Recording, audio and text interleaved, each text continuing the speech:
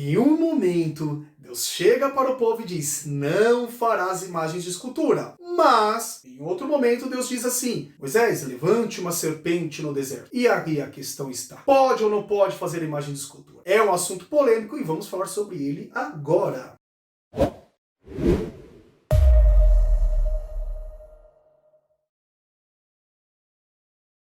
Olá a todos, sejam bem-vindos ao canal Movimento Conversa Cristã. Estamos aqui e vamos falar sobre o segundo mandamento: não farás para ti imagem de escultura. Muitos querem saber, pode fazer imagem de escultura ou não pode? Porque tem gente que diz que não tem problema fazer, outros dizem que há problemas em fazer. Então vamos lá, para essa questão vamos ler primeiro o mandamento e aí depois a gente fala sobre isso. Êxodo, capítulo de número 20, versículos 4 a 6. Não farás para ti nenhum ídolo, nenhuma imagem de qualquer coisa no céu, na terra ou nas águas debaixo da terra. Não te prostrarás diante deles, neles prestarás culto. Porque eu, Senhor, teu Deus, sou Deus zeloso, que castigo os filhos pelos pecados de seus pais até a terceira e quarta geração daqueles que me desprezam, mas trato com bondade até 1000 gerações aos que me amam e obedecem os meus mandamentos. Pois bem, aí está o mandamento. E neste mandamento nós aprendemos 3 grandes lições. E dentre uma delas a gente vai poder responder a primeira pergunta. E a primeira grande lição que nós aprendemos está muito bem escrito no versículo de número 5.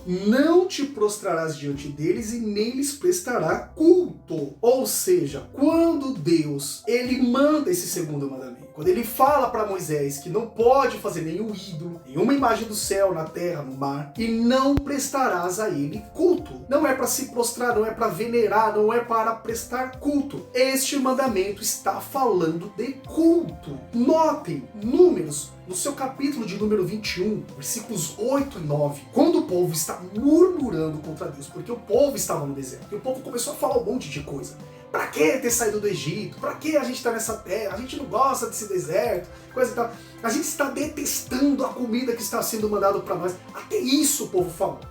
E aí, Deus irado mandou serpentes, víboras, peçonhentas lá no meio do povo. E começou a morrer muita gente. Então o povo chega a Moisés e fala assim: Moisés, pelo amor de Deus, Moisés, ore ao Senhor. A gente está arrependido do que falou, sabe? Faz alguma coisa, ore, quem sabe Deus, né?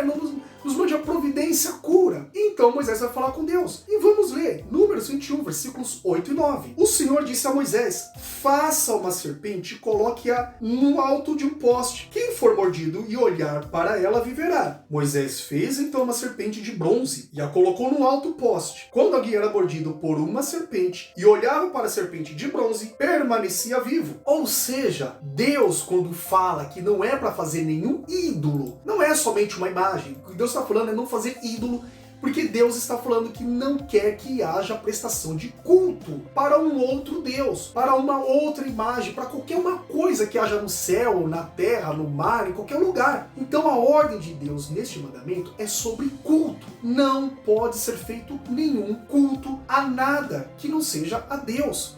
Então a gente, quando olha para este mandamento, a gente observa que quando Deus mandou levantar uma serpente, Moisés faz uma serpente de bronze, Moisés estava fazendo uma imagem de escultura, mas ninguém estava adorando essa imagem, o povo olhava e era curado. Até aí, tudo bem. O maior problema da imagem de escultura é quando a pessoa venera ou cultua esta imagem. Aí você vai dizer: então Robson, você está querendo então dizer que não tem problema nenhum ficar fazendo um monte de imagem, colocar um monte de santo na igreja, coisa assim do tipo. Negativo. Veja bem, o coração do homem é inclinado para o mal. Nosso coração é inclinado para a idolatria. Uma vez que eu faço uma escultura de uma pessoa do passado, do presente, eu vou tender a passar o tempo a começar a idolatrar esta imagem. Após um tempo, é inevitável que as pessoas usem dessa imagem como muleto. Perceba, a pessoa tem que orar com o santo na frente, porque aquele santo vai ouvir a oração da pessoa. A pessoa pensa isso, ela venera, bota lá no carro, na estante de casa, e ela venera, ela acha que aquilo vai trazer proteção. Isto já é uma veneração. Isto é idolatria. Isto é prestar um culto a uma imagem. Irmãos, uma coisa que nós precisamos deixar claro: Deus, ele não é contra a arte.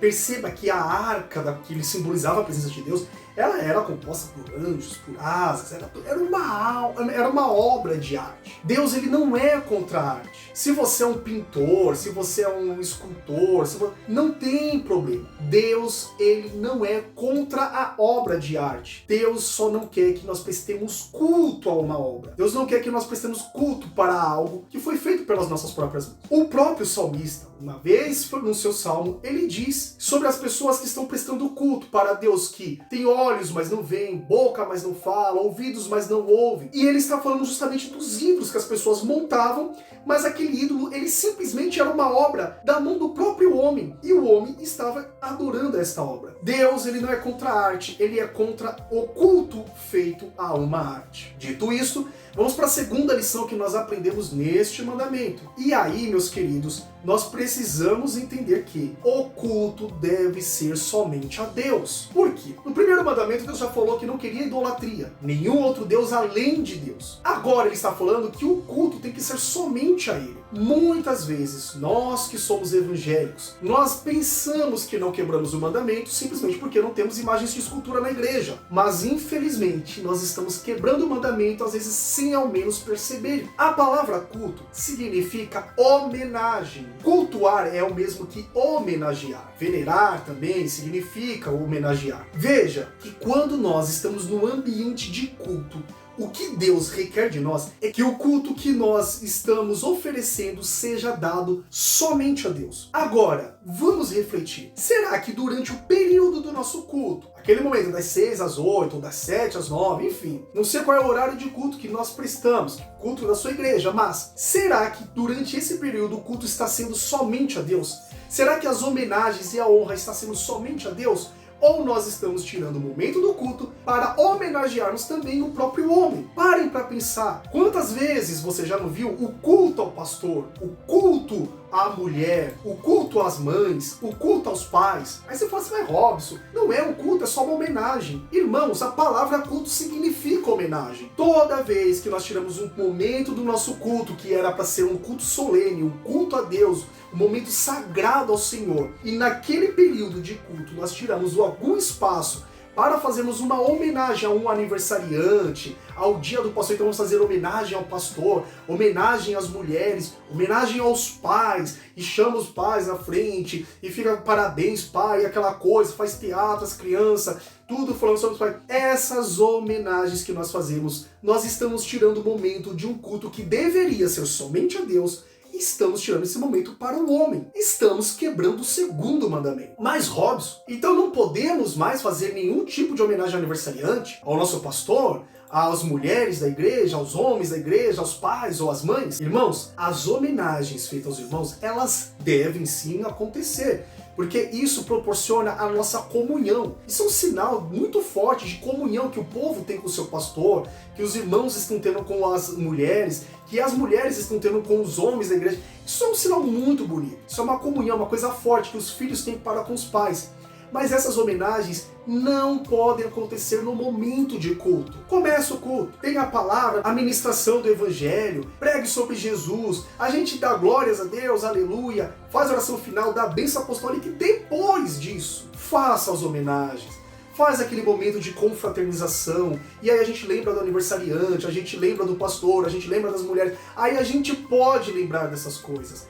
Mas isso não pode ser tirado do momento que é de Deus, porque Deus requer que o culto seja somente para Ele. E, terceiro ponto, por último e não menos importante, quando estamos falando então do culto, que Deus está agora dando mandamento sobre culto, dizendo que este mandamento é falando sobre culto, que não podemos adorar a nada a não ser a Deus, que a adoração é somente a Deus, Deus está propriamente também dizendo que o culto deve ser da forma como Deus quer. E isso é muito importante nós frisarmos, porque em todo o Pentateuco nós vamos perceber essas coisas, que as pessoas estão oferecendo culto errado e Deus não gosta. Deus requer um padrão de culto. E Deus vai começar a mostrar isso através das suas leis. E começa esse segundo mandamento: não farás outra imagem de escultura, não terás outros ídolos, não prestarás culto, não servirás. Deus está mostrando que o culto é somente a Ele. Mas ao longo do livro de Êxodo, Deus vai mostrando como que ele queria o tabernáculo, como que queria a veste do sacerdote, como que queria as medidas, as cores, tudo Deus vai começando a falar. No livro de Levítico, Deus vai mostrando como ele quer o sacrifício para cada item. Da mulher, quando ela vem do fluxo de sangue, da pessoa que tem pecado sobre culpa, a pessoa que tem uma oferta agradável ao Senhor. Deus ele vai mostrando como que é cada tipo de oferta, como que deveria ser o culto dado a ele. Lembrando que naquele tempo o culto era mais ou menos um sacrifício. Era basicamente ir ofertar um sacrifício ao Senhor, né? Então a gente percebe que Deus ele ao longo do Pentateuco, ele está falando sobre como ele quer o culto. E isso é muito sério, meus queridos.